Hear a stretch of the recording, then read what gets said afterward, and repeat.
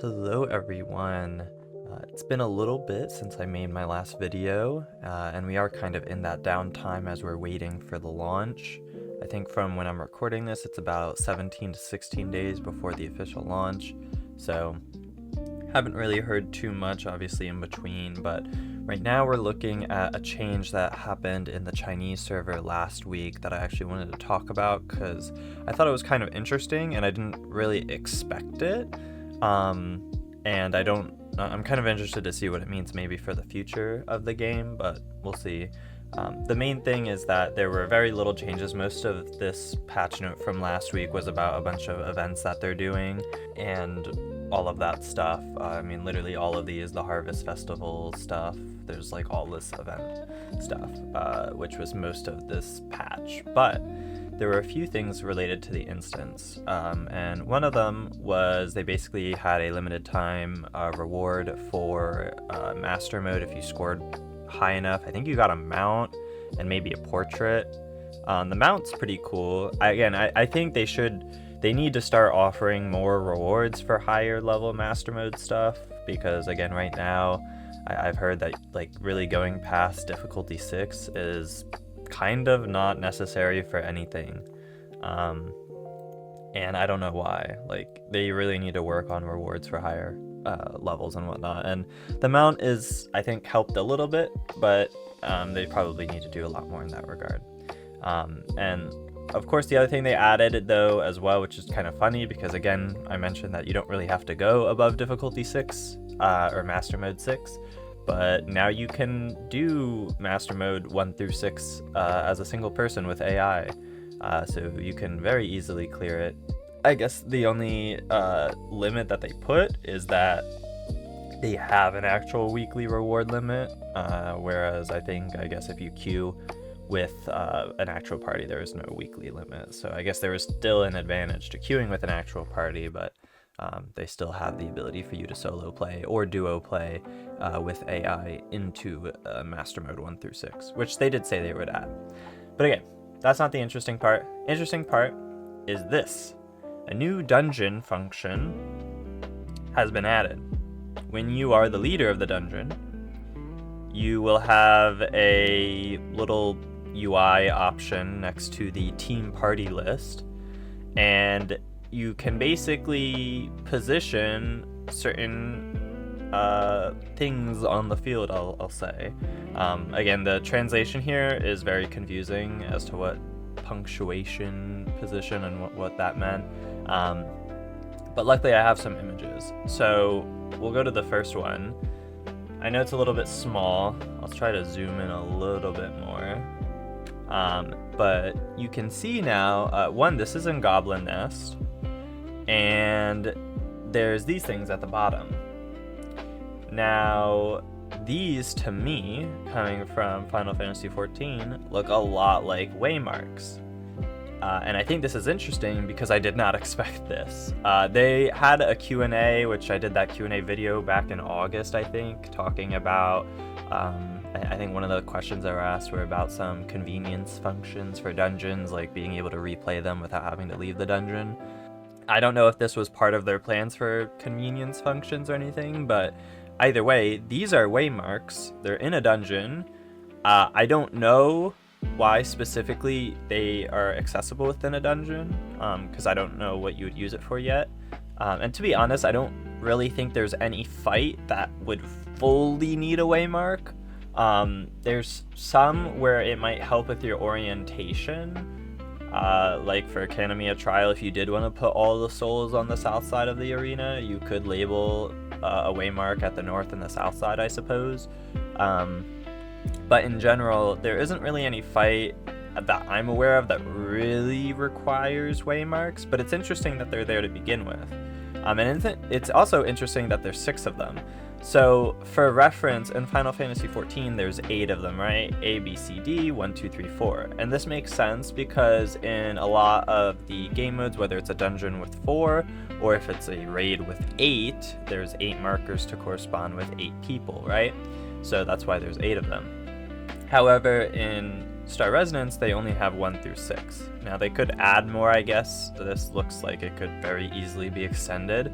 as this does look like it was added relatively recently, because there isn't that much polish in terms of why the numbers kind of look the way that they do, because the numbers kind of look not very legible fully, and I'll kind of get to that, but honestly some of these weren't very legible either. These are very weird fonts for these as well, so that's something they're sharing in common. But either way, they have 1 through 6. There isn't any content in the game that you can do with 6 people. Dungeons are 5, as you can see on the right side of this list, and raids, or at least the 20-man raids, can only be done with a limit or a minimum of 10 people. So these numbers don't correspond at all to any group of people that for any content, at least in the game currently. So I don't know if they just added a 6th one just in case as like an extra marker, or if they do plan on content with 6 people, or if they just plan on expanding this maybe to accompany whatever content they have in mind for the future. I don't know. Maybe it'll be 1 through 8 eventually, or 1 through 10, who knows. But regardless, it's interesting that they added this. And here's a screenshot of it in the Light Dragon raid. So this is the actual 20-man raid. So you can use it both in the dungeons for sure. So all 6 dungeons, probably you can use them. And then in the 3 20-man raids, you can use them. And so here's an example of them putting it, I believe, on the east and west of the arena to denote when you have to go launch yourself to both islands. Like if you're part of Team 1 or part of Team 2, you go to your respective side. Just helps organize that stuff. Again, I think there isn't really a fight that requires the Waymarks in the sense of it like strictly helping with the mechanic. More so, you can kind of use the Waymarks as a guidance for like party 1, party 2.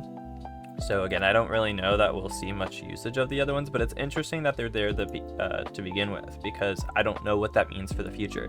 They added this. I don't know that people were expecting it. I wasn't expecting it. And I don't know if that means that they might have fights designed in the future where these Waymarks will be a lot more helpful. And potentially even like necessary for the average party, similar to what a lot of Final Fantasy XIV, extreme trials or savages or even ultimate raids would have, right?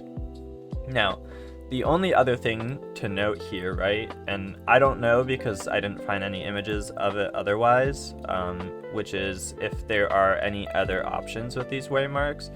In the sense of, so with Final Fantasy XIV, right, with these ones, you can actually save your loadouts essentially for your Waymarks. So when you press them, or when you place your Waymarks on the map in front of you or in the arena, wherever you are, you can actually click on the plus sign and it will save that preset into one of these slots, so that if you go back into this fight, you can just bring up this menu, click on the slot, and it'll place all 8 or however many Waymarks you used immediately without having to like replace them every single time.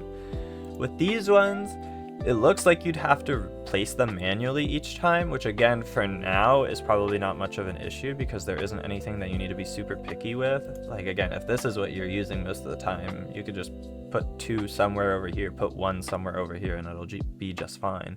But I don't know if they have any way of actually saving Waymarks. I don't know if they will plan to save Waymarks at any point. But it is interesting still that they have this, and I'm very intrigued as to what the future of the boss fights and other types of fights will be, and if they'll potentially utilize this in mind when designing them to help position players into more specific spots that might require a little bit more team orientation or coordination. With the boss fight. But regardless, still very interesting to see, and I'm kind of interested as to what that will offer. But that was about it for this video. There wasn't really more I wanted to talk about, other than, again, we got about 2-ish weeks from when I'm recording this video for official game to be launched. Aside from that, I did check the timeline for China again because I wanted to see, and it looks like their character creation pre-launch was available 1 week before launch. So if we do end up going by that, I would expect to see that next week would be when the character creation is available. Again, I don't know that they're doing it for global. From a survey, or not a survey, from a Q&A with the A+ studio or A+ Japan from like months ago, I think towards like maybe May or April or something like that, they said that they were going to do a character creation, although their answer didn't really actually say it was going to be before launch. It just kind of said around launch, but you know, whatever that ends up meaning, I don't know if they're going to do it the same way as China is doing it. But either way, if they do follow in the footsteps of China, we'll see a character creation open up next week, because it opened up a week before the official launch did in China. So that's a possibility that we could see next week for people interested in that, in which case you'll just be able to create your character and save your code locally, I believe, so that when you load into the game you can just import your code and then you'll be good to go. And I don't know if there's going to be any changes with the character creation for global. I know that there were some hints, I think even from the A+ Japan, on whether they were going to change how the sliders are for global or something like that, but I mean the CBT didn't seem any different, so I don't know why we'd think it'd be any different otherwise. So look potentially forward to that, and otherwise I don't think there's anything else of note. Again, there will be presumably another patch this week. China has not implemented their originally mid-September patch that was supposed to come with potentially more balance updates, but mainly it was supposed to have the DPS meter. That hasn't been implemented in game yet, so I don't know what's happening in that part, if they still plan on doing that, or if they're kind of just letting all the third-party softwares kind of roam free in a similar way to Final Fantasy XIV and Act and all that stuff. But either way, we'll see what the update is for this week. I might make another video if it looks interesting enough, but if not, then I do have another video in mind that I was going to do actually before this one, which was on some very useful websites for resources for global launch, but one of them is being reworked and I want to wait for it to be finished before I advertise it. So that will be a video that you can look forward to in the near future. But otherwise, continue waiting, and I'll see you in the next video, and ideally I'll also see you in game when the game launches in about 2 weeks from now. Thanks for watching.